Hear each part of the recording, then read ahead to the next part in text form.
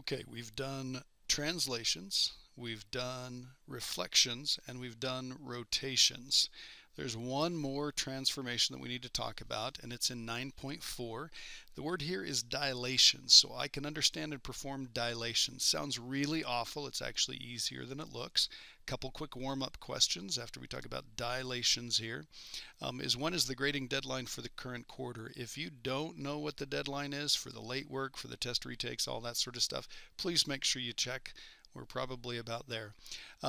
Part B says a rigid transformation does not change the size or shape, but it can change its orientation. Orientation. Orientation is the direction that it's pointed. Orientation. So that's the direction that the figure happens to be pointed. All right, so rigid transformation does not change the size or shape, so it keeps it congruent. It might just point it a different way. And again, the last type of transformation that we're going to learn about is called a dilation. Now, dilations are non-rigid transformations, so they can change the size and they can change the shape of the figure. Most of the dilations that we're going to work with, they will not change the shape, but they are going to change the size. So if they don't change the shape, but they do change the size, they're no longer going to be congruent, but if it's still the same shape, they're at least going to be similar figures, and that's going to be the case with most of the ones that we do. They're going to produce similar figures, not congruent figures.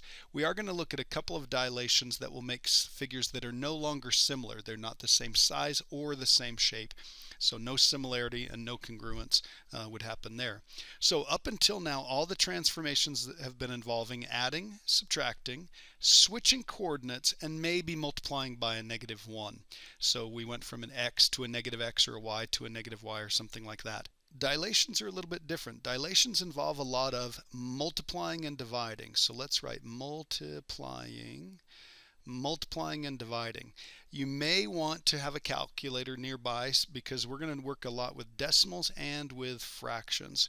And I really hope that when a problem has fractions in it, you're past the point of freaking out and thinking, hey, I can deal with these. There are a lot of cool things that work well with fractions, so keep that in mind.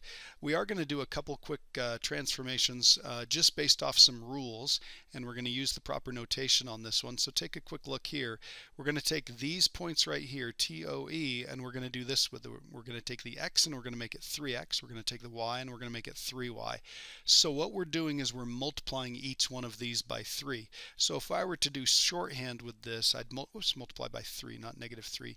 So we'd multiply by 3 here, and we'd multiply by 3 here. So that's going to make t prime, this would be -12 comma -9. Now if you have to show the work for that and do the arrows and stuff, that's okay. Most of the time we can just keep in mind, oh, I'm keeping these in the same place. The x is staying in the same place. I'm just multiplying it by 3. So O prime on this one would be 3 times 3 would be 9. -1 times, -1 times 3 would be -3. E prime here, we'd multiply by 3, so that would be 6, and we'd multiply 3, so that would be -15. So those would be the answers right there. Whoops, I need a prime on that one to indicate that's the new E. And then over here, we've got JAM, and we're going to multiply each one of these by 1/4. So if you wanted to put times by 1/4 right here and times by 1/4 right here, want to make sure that we've got room for that. Make that a little bit bigger here. So we're going to multiply by 1/4. And if you need to do this off to the side, that's totally okay. If I did 8 times 1/4, remember if there's a fraction in the problem, you might as well think of everything as a fraction. So we're going to cross cancel here. So that's 2. So J prime would be 2 comma. And then let's see what we get here.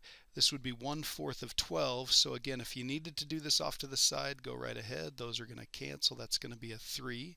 So we've got a 3 right there. So there's J. A prime, multiplying by 1/4, you'll notice is the same as just dividing by 4.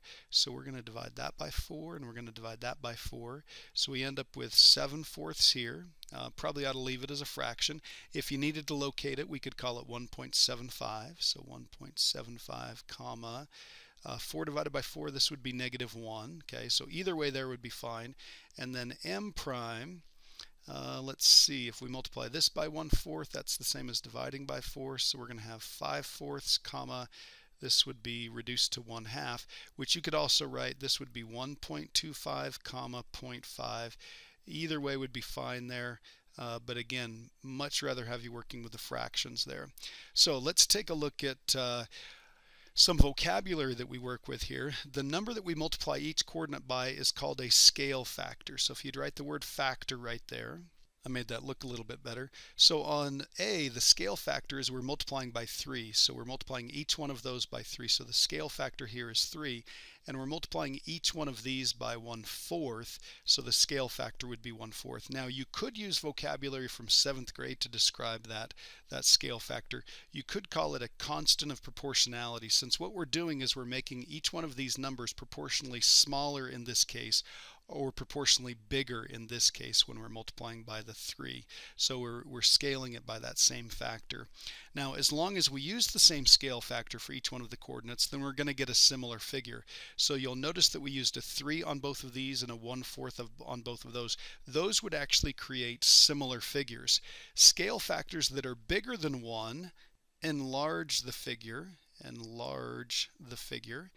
scale factors that are smaller than 1 reduce the figure. So they reduce the size of the figure.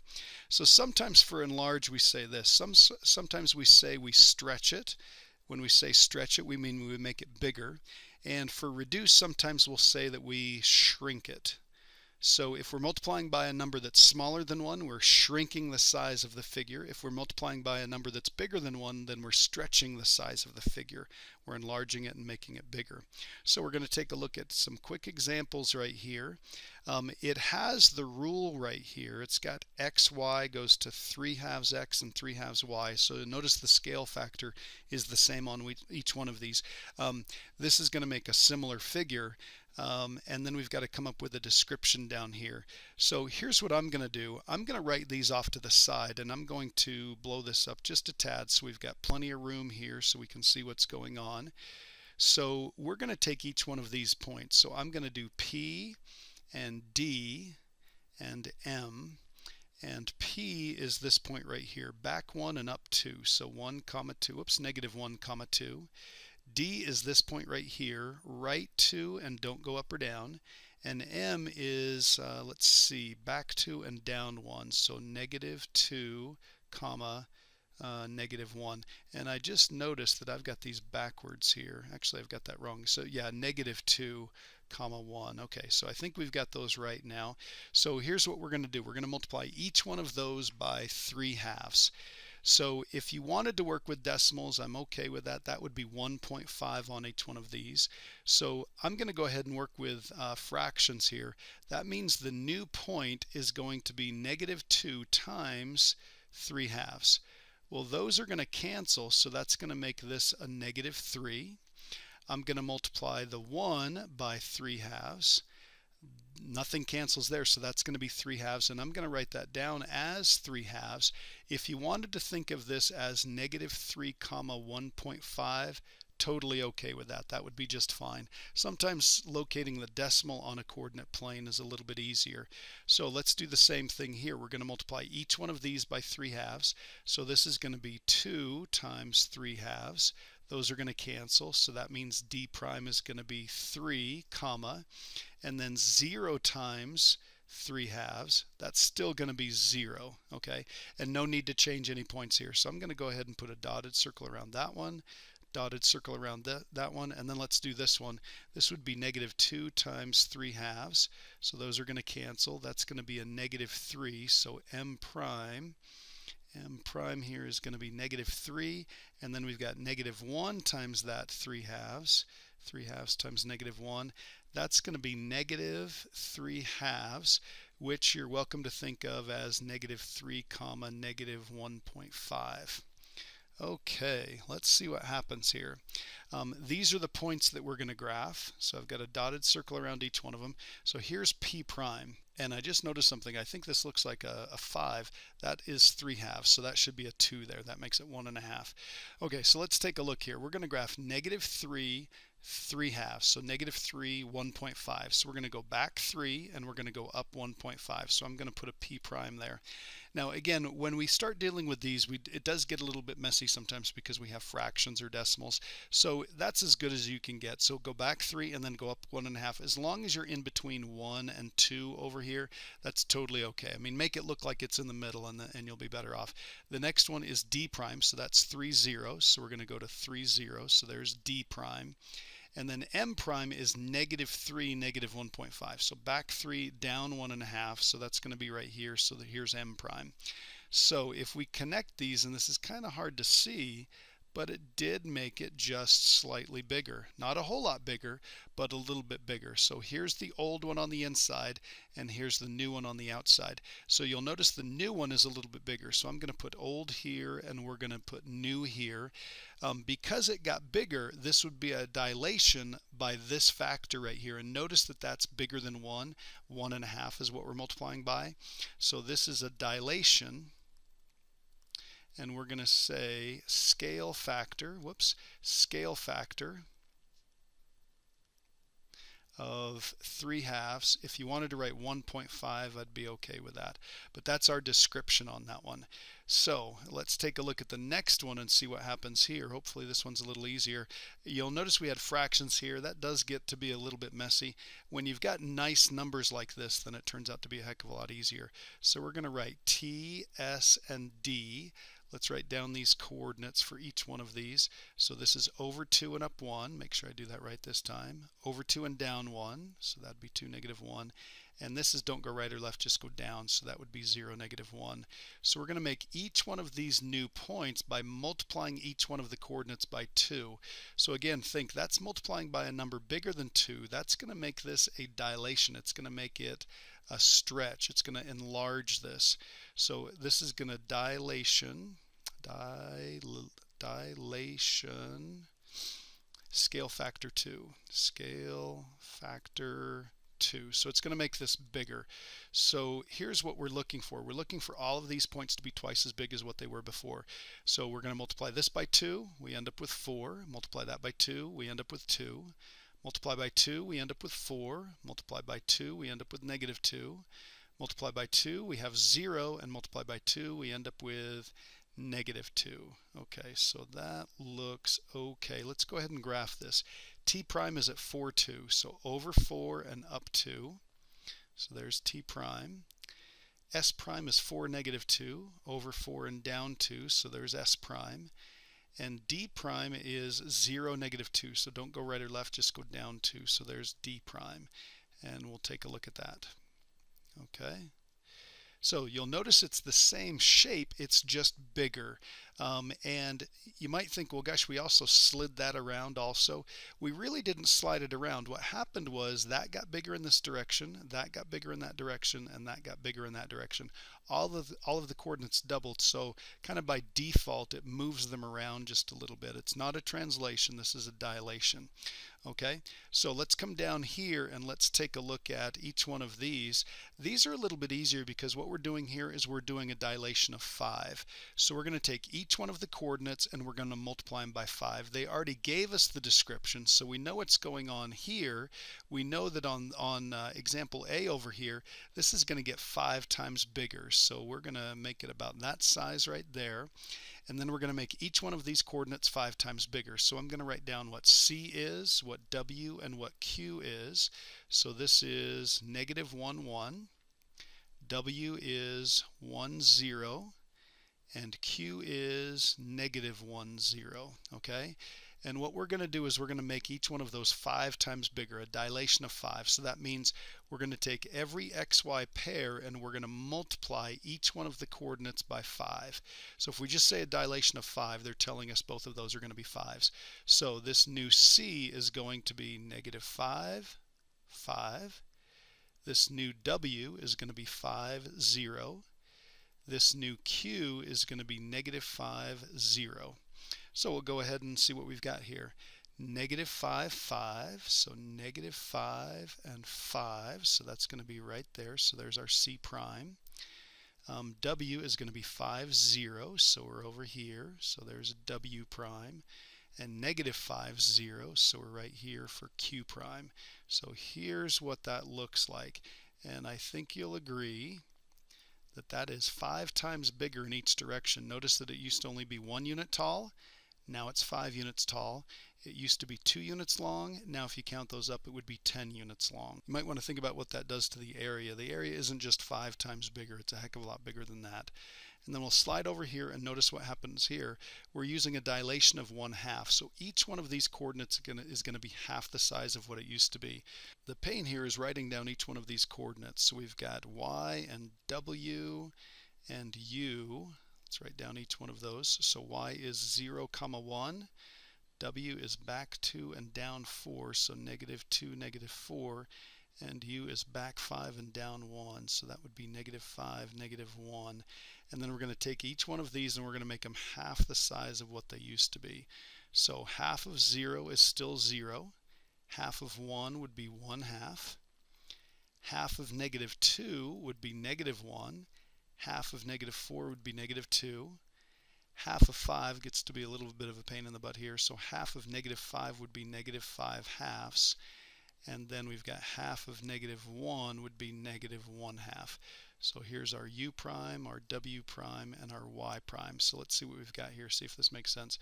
0, 1/2, so we only go up to a half. There's y prime. Half as tall as it used to be, that looks okay. W prime would be -1, -2. So -1, -2. So we're right here. So there's w prime. That looks pretty good. We're half as far in the x direction and half as far in the y direction. And then u prime, this is going to be -2.5 and -0.5 if you want to think of them that way. So we're going to go back 2.5 and then we're going to go down 1/2, and that's about as close as you can get here. So we're going to do u prime right there. So take a look at what happens here. Okay, so you can definitely tell that it's been shrunk by quite a bit. Dilation of 1/2 there.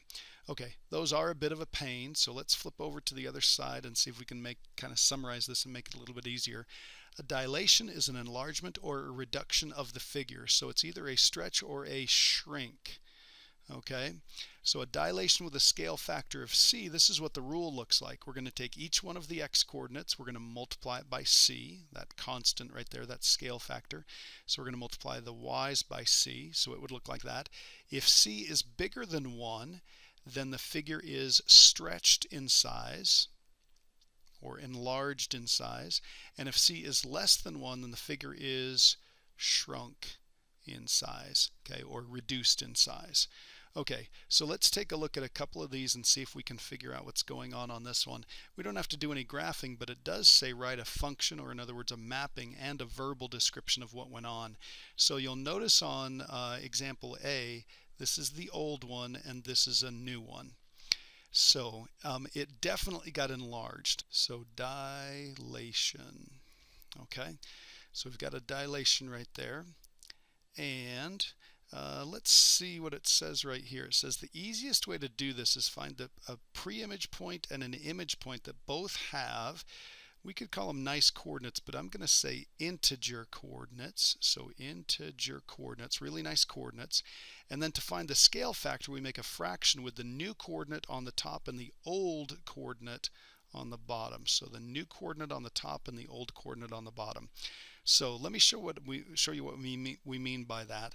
This is a nice point right here, that's a nice point right there, and that's a nice point right there. Both of them have integer coordinates, but take a look at S prime. This is right in the middle there. That's not a very convenient point. That would be like -2.5 for an x, so that's kind of a pain. This has a y coordinate that's -2.5 also, so that's kind of a pain. But take a look at this one. Here's the new one, and here's the old one. The new one is at, this would be over 5 and up 5. The old one would be 2, 2. Okay? So what happened is it got stretched from 2, 2 to 5, 5. So to figure out the scale factor, here's what we do. We take the new point, let's say the new x coordinate, and put it over the old x coordinate. And it wouldn't matter if you did the y coordinate over the y coordinate or x coordinate over x, you're going to get the same thing. So this is the new one over the old one. So think of it this way. This is the size of a new point over the size of an old point. So there's our scale factor. So it's a dilation factor 5/2 or 2.5. So if we were to write this out, it would be 5/2 x and then 5/2 y. All right, so that's how we do that one. Let's take a look over here. We've got the old one and the new one here, so you can tell it got smaller, so this is going to be a dilation. Dilation. And let's figure out what the scale factor is. Not a nice point, not a nice point. That one is. Let's hope that this one over here is. So this one is 4, 4, and this one is 2, 2. Again, don't get in the habit like we did here. We did 5/2. Let's do the new one over the old one. So new over old is going to be 2/2, excuse me, 2/4, 2/4, so that's going to be 1/2. So there is our scale factor. Dilation, and we'll write factor 1/2. So this is going to be a 1/2 x, and this is going to be a 1/2 y. Okay, so there's how we can find a scale factor just based off the image. Now I'm hoping that you notice some things about the shapes here. As long as that scale factor is the same, we get the same shape, but it's a little bit bigger. The orientation is still the same. The G is pointed over here and the G prime is pointed over here. The F is pointed up over here and the F prime is pointed up over here. So the orientation is the same and the shape is the same. These are really similar figures. Okay, it's just that the size has changed. So this is different. This is the same orientation and the same shape, okay? So they are still similar figures. Now we're going to come down here to this last one and take a look at this. Now you don't have any assignment problems like this, I don't believe. You may have 1 or 2 at the most, and I probably wouldn't put something like this on a test, but we're going to take that figure that we did before and we're going to do something different here. We're going to take the coordinates and we're going to multiply the x coordinates by 2 and the y coordinates by 5. So the x coordinates are going to get twice as big and the y coordinates are going to get 5 times as big. So let's take t. T is the point 2, 1. So if we were to make that a new point t prime, we're going to get this point. We're going to double the x, so that's going to be a 4, and we're going to multiply the y by 5. So that's going to be 4, 5. The s is the point 2, -1. So if we made s prime, we're going to multiply that by 2, so that's going to be a 4, and we're going to multiply the y by 5, so that's going to be -5. And the last one is the d, 0, -1. So if we were to multiply that by this same transformation, here's what we'd get. We're going to multiply by 2, which is a 0, and we're going to multiply by 5. Whoops, that should be -1. Get that right, -1 here. So that's going to be -5. So watch what we get here.